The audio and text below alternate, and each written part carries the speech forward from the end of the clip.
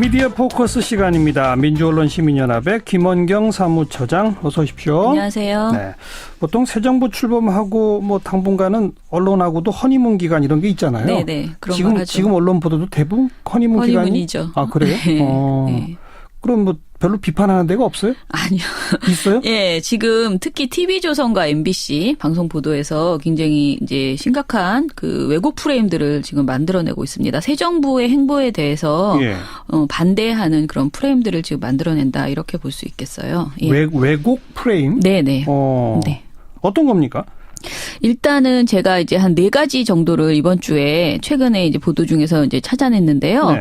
먼저 문재인 대통령의 세월호 참사 재조사 지시가 있었잖아요. 예. 이것에 대해서 세월호는 인양도 했고 진상 규명과 조사가 다 끝났다. 할 만큼 다 했다. 그러니 재조사가 필요 없다는 식의 프레임을 TV조선에서 내놨습니다. 네. TV조선의 5월 12일 앵커 칼럼이었는데요.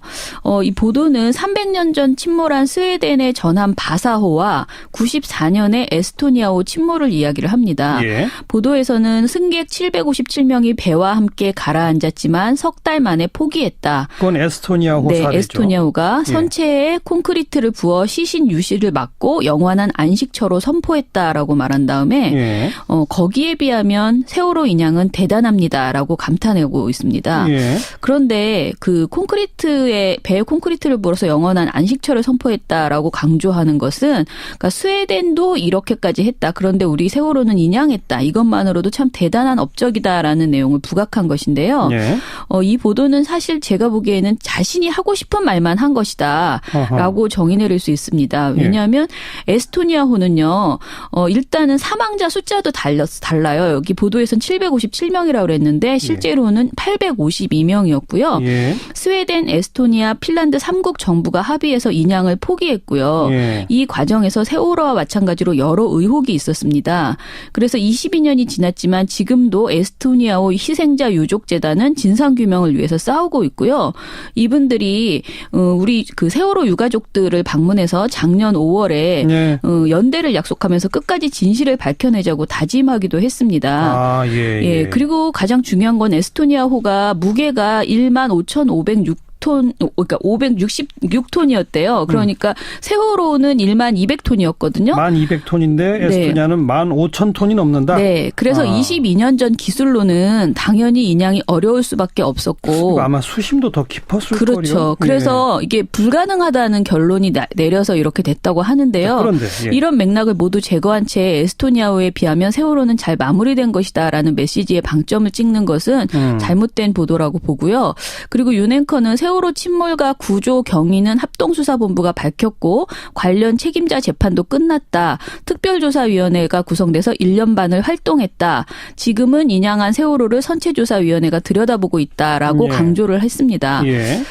제일 마음에 안 드는 내용은 이거였는데요. 슬프고 분해도 과거는 과거로 묻고 오늘을 살아가야 한다. 날이면 날마다 과거로 새날을 더럽힐 수는 없다는 벤저민 플랭클린의 말을 보도 말미에서 강조를 하고 끝맺습니다. 예. TV조선 이 보도는 세월호 참사 진상규명이 모두 완료되었다. 그런 자의적 판단을 사실로 전제하고 내놓는 내용이었거든요. 예. 그런데 아시다시피 많은 국민들이 세월호 진상규명이 되지 않았다고 생각하고 있는 것이고요. 특히 그 세월호 진상규명에 대해서 그 기소권과 수사권이 없고 그런 특조위가 이제 1년 반을 활동했는데 그것이 마치 다 된 것처럼 이야기를 한다거나 세월호 참사 주요 책임자들 중에서 제대로 처벌받은 사람이 사실 없거든요. 진짜 그 윗분들 중에서 이런 부분들을 이야기하지 않고 뭔가 다 된 것처럼 이렇게 프레임을 내놓는 것은 앞으로도 재조사 관련한 소식이 나올 때마다 계속 이런 식으로 트집 잡는 내용들이 이어질 것이라는 생각이 듭니다. 네. 어쨌든 이건 TV조선의 앵커 칼럼을 통해서 이렇게 했다는 거죠. 나름의 그러니까 사설 같은 거니까. 그렇죠? 뭐 자기들의 시각을 그렇게 주장하는 건 좀 있을 수 있다고 뭐 일단 보고요. 두 번째 왜곡된 프레임이라는 건 뭡니까? 이번에는 MBC에서 내놨는데요. 12일에 MBC 제목이 문 대통령과 검찰 개혁 못한 게 한이라는 보도입니다. 아하. 문 대통령의 검찰 개혁 이유에 대해서 문 대통령의 개인적인 악연으로 치환해버리는 그런 보도였는데요. 아, 그래요? 네, 보도는 악연의 시작은 노무현 정부 출범 직후인 지난 2003년으로 거슬러 올라간다라고 하면서 MBC MBC는 2003년 3월 검사들과의 대화를 보여줍니다. 이쯤 하면 막가자는 거지요라는 노무현 전 대통령의 모습 있죠. 그렇죠. 이런 것을 주면서 이때 민정수석이었던 문 대통령은 자신의 저서에서 당시 검사들의 태도를 강하게 비판했고 참여정부 시절 초대 민정수석으로 강금실 법무장관과 함께 검찰 개혁에 나섰지만 마찰을 빚으며 성과를 거두지 못했다라고 정리를 합니다. 그리고 이를 문재인과 검찰의 첫 번째 악연으로 규정을 한 겁니다. 그리고 갈등은 2009년 박연차 게이트 수사 때 절정이었다라고 말하면서 문 대통령이 당시 시계 로비 등 언론 보도와 관련해서 검찰이 언론 플레이를 한다며 강하게 비난했다고 이것도 이제 지적을 했습니다. 그러더니 문 대통령이 대선 공약에서 참여정부 시절 검찰 개혁을 확실하게 제도화 못한 것이 한이라고 했다며 보도를 마무리하거든요. 근데 사실 지금 문재인 정부 검찰 개혁은 본격적으로 시작도 되지 않았습니다. 근데 시작도 되기 전에 MBC는 문 대통령이 개인적 악연이 있어서 유감이 있어서 검찰을 개혁하려 한다는 그런 식의 프레임을 이 보도에서 내놓은 것이죠. 검찰에 문제가 있어서가 아니라 개인적 악연 때문에 이런 식의 프레임이다. 아까 아까 TV조선과 MBC 두 개 다 마찬가지인데요. 사실 문 대통령이 그러니까 대통령이 되는 과정에서 사실 세월호 진상규명을 원하는 국민 그리고 검찰 개혁을 요구하는 국민의 뜻이 반영돼서 문 대통령이 선출되었다라고 이렇게 봐야 합니다. 그런데 이런 내용들을 다 이제 한마디로 반대로 이야기하는 그런 프레임들을 지금 보도에서 내놓고 있다 이렇게 보면 되겠습니다. 자, 세 번째 프레임은 뭡니까? 세 번째는 또 앵커 칼럼입니다. TV조선에. 그런데 이 보도에서는 북한과의 대화 가능성을 열어둔 문 대통령의 대북 정책에 대해서 부정적인 여론을 담는 이런 보도였습니다. 대화 자체에 부정적이다? 네네. 이 보도는 16일 날 나왔는데 북한의 끊임없는 핵실험과 미사일 발사가 영화 클리프 행어를 닮았다. 다시 말해서 벼랑 끝 전술이라고 정의를 먼저 내립니다. 그러더니 앵커가 느닷없이 무엇보다 북한은 문재인 정부를 겨냥했습니다. 라고 말합니다. 그러니까 북한이 미사일을 발사한 것이 문재인 정부를 겨냥한 것이다. 라고 말한 다음에 후에 발사가 이루어졌으니까. 그런 다음에 문 대통령이 후보 때 당선되면 북한부터 가겠다 이런 말을 했다. 취임사에서도 빼놓지를 않았고 문 대통령은 어제 미사일 도발을 강력 경고하면서도 대화를 언급했다라고 지적을 합니다. 이 발언을 하는 동안에 대화가 포함된 문 대통령 발언 일부를 잘라서 보여주거나 자막을 처리해 주기도 합니다. 그리고 보도 말미에 TV조선은 시선 이태백은 장강에 비친 달을 건지려고 물에 뛰어들어 죽었다는 전설이 있습니다. 달은 이상이고 물은 현실입니다. 달 쳐다보다 도랑에 빠진다는 영국 속담도 있습니다. 라고 끝을 맺습니다. 그러니까 사실은 문 대통령에게 대화라는 이상을 추구하다가는 도랑에 빠질 것이라는 그런 겁박에 가까운 경고를 했다 이렇게 볼 수가 있는 그런 보도였는데요. 보도는 마지막에 북한이 벼랑 매달리기로는 아무것도 얻지 못한다는 걸 본때 있게 보여줬으면 좋겠다. 강력한 외교안보 진용을 짤 것을 문 대통령에게 바라는 그런 내용이었습니다. 그런데 이 보도에서요. 문 대통령의 발언이 사실 일부만 발췌돼서 전체 맥락을 왜곡했다라고 보입니다. 왜냐하면요. 문재인 대통령은 취임사에서 필요하면 곧바로 워싱턴으로 날아가겠습니다. 베이징과 도쿄에도 가고 여건이 조성되면 평양에도 가겠습니다. 라고 말했습니다. 그러니까 워싱턴이 또 베이징, 도쿄가 먼저 나오고 그런데 평양도 여건이 조성되면이라는 조건부로 얘기한 거죠. 그렇죠. 그런데 이것을 아까 제가 말씀드린 것처럼 평양에도 가겠다라는 부분만 발췌해서 주거든요. 그다음에 미사일 도발 이후에 우리 정부가 대화가 가능하더라도 북한의 태도 변화가 있을 때 비로소 가능함을 보여줘야 한다. 그리고 북한이 일체의 도발을 중단하고 비핵화를 위한 대화의 길로 나올 것을 다시 한번 촉구한다. 라고 강력한 경고 메시지를 냈습니다. 그런데 TV조선이 이것을 이제 전하면서 북한과의 대화 가능성은 열어두고 있지만 대화가 가능하더라도 요것만 자막을 처리해서 앵커가 읽어줬거든요. 굉장히 말도 안 되는 이게 문맥도 이어지지 않는 요 두 단락을 읽어주면서 문 대통령이 대화만을 마치 추구하는 것처럼 이렇게 강조한 겁니다. 그리고 사실은 문 대통령의 대북 정책에 대해서 외신이 굉장히 우려하고 있다는 내용도 아까 있었는데요. 실제로는 우려만 하는 것이 아니고 굉장히 긍정적인 그런 평가를 하는 외신들도 굉장히 많습니다. 그런데 이 모든 것이 이제 자신들이 보고 싶은 것들만 일부 발췌해서 이렇게 정리하는 그런 보도를 한 거고요. 문 대통령뿐 아니라 이번에는 이제 서훈 국정원장 내정자를 언급하면서 문 정부의 대북관을 문제 삼는 보도가 또 있었습니다. 예. 보도 제목이요. TV조선의 김정일의 통치술 노련 대북관 논란이라는 5월 12일자 보도였는데요. 네. 이 보도는 서 내정자가 김정일은 통치술이 노련하다고 칭찬한 적이 있다. 어허. 그래서 그의 대북관에 문제가 있다라고 지적을 하고 있어요. 예. 그런데 실제 서 내정자의 해당 발언은 작년 5월에 미국 선전 매체인 미국의 소리 방송이라는 곳에서 인터뷰를 했던 것이더라고요. 보이스 오브 아메리카. 네. 예. 근데 이 방송을 실제로 저희가 보니까 김정은의 우상화 통치가 시작되자 그 평가를 물었고요. 김정일 정권과 비교를 요청을 했어요. 예. 그랬더니 서 내정자가 김정은은 과격하고 조급하며 강박관념에 사로잡혀 있다. 자기과시 성향도 굉장히 강해 조금만 마음에 안 들어도 숙청을 한다.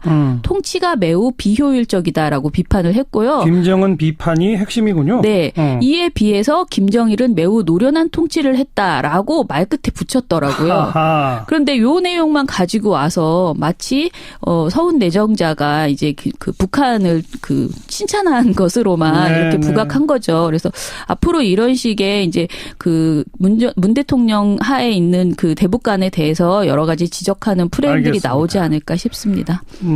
TV조선에 또 역시 앵커 칼럼이니까 네네. 대화보다는 좀 강경한 본때 있게 네. 좀 제재 위주로 가달라라고 네. 하는 자신들의 시각을 주장하는 것까지는 좀 좋다고 봐요. 네. 그런데 실제로 문재인 대통령이 취임한 후에 한 발언들 가운데 일부만 발췌하는 행위라든지 네네. 특히 이 서훈 국정원장 자기들 마음에 맞는 대목만 침소봉대하는 거라든지 네네.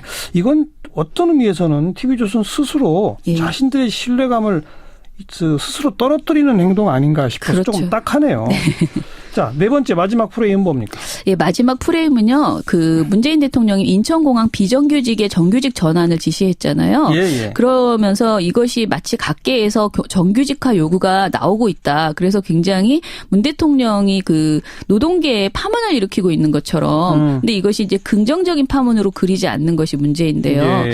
사실 이게 16일 날 TV조선이 보도한 내용이 정규직 전환으로 임금 깎일 수도라는 그 보도가 있었습니다. 예. 근데 이 전에 15일 날에도 정규직 전환 요구 이어져라는 보도에서 문 대통령의 비정규직 요구가 있다고 이제 보도를 하면서 뭐라고 하냐면 인천공항공사 비정규직 1만 명의 정규직 전환 때 예견됐습니다만 공공기관 비정규직의 정규직 전환 요구가 본물처럼 터졌다라고 네. 말을 합니다. 네. 그다음에 이제 16일 정규직 전환으로 임금 깎일 수도라는 보도에서도 비슷한 왜곡 프레임을 보도를 하는데요.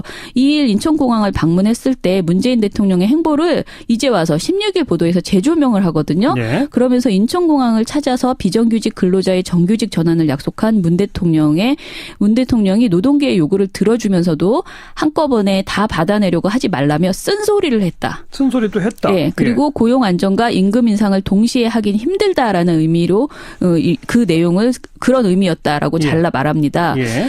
리포트에서 문 대통령의 쓴소리라고 하면서 우리 노동자들께서 뭐 한꺼번에 막 다 이렇게 받아내려고는 하지 마시고 단계적으로 차근차근이라고 말하는 문 대통령의 모습을 보여줬습니다. 실제로 이런 발언을 하셨죠. 했어요. 네. 예. 윤동빈 기자는 고용 안정과 임금 상승 두 마리 토끼를 한꺼번에 잡기는 힘들다라는 것을 재차 강조했고요.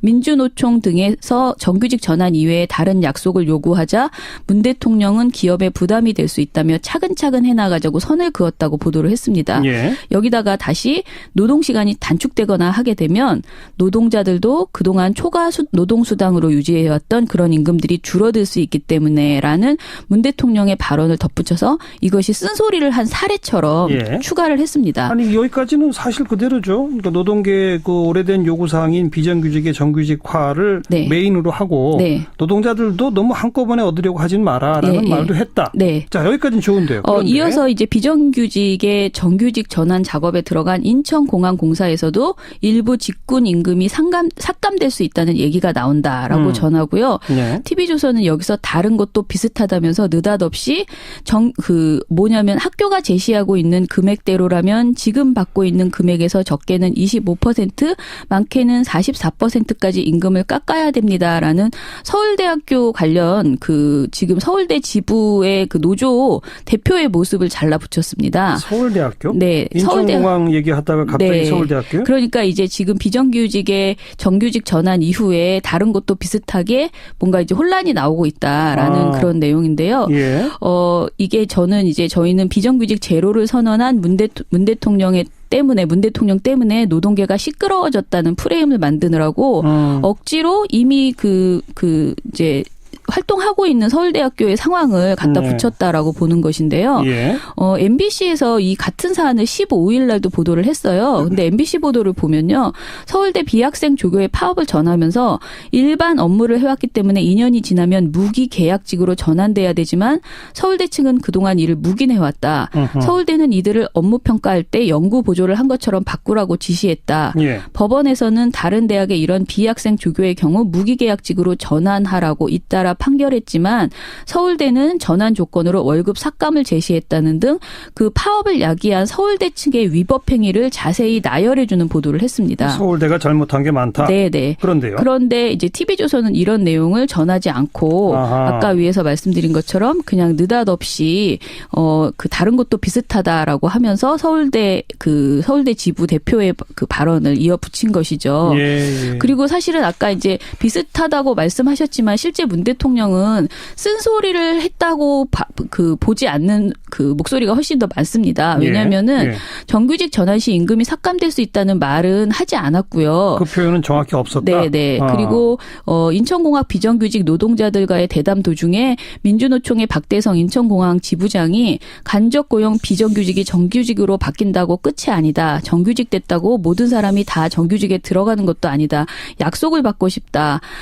뭐 이런 식의 이야기들을 했거든요. 돌발 질문. 그러자 문 대통령이 우리가 앞으로 비정규직을 정규직으로 전환해 나가고 노동시간을 단축하고 좋은 일자리를 늘리는 방안이기는 하지만 그것이 쉬운 일이 아니다. 예. 그래서 차근차근 하자 정도의 그런 말씀을 하신 거고요. 예.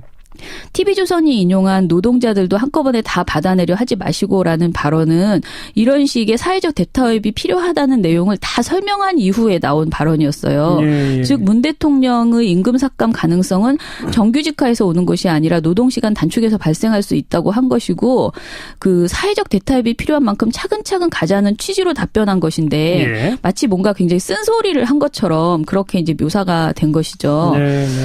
TV조선은 아무튼 요런 식의 보도는 조선일보에서도 계속 나왔는데요. 맞습니다. 문 대통령의 발언을 노동계 요구에 선을 그은 것이다. 정규직화에 돌입한 인천공항에서 임금이 삭감될 수도 있다라는 식의 얘기로 그렇게 정리가 되고 있습니다. 거두절미하고 그냥 프레임으로 만들었다. 네네. 그 말씀이죠. 네.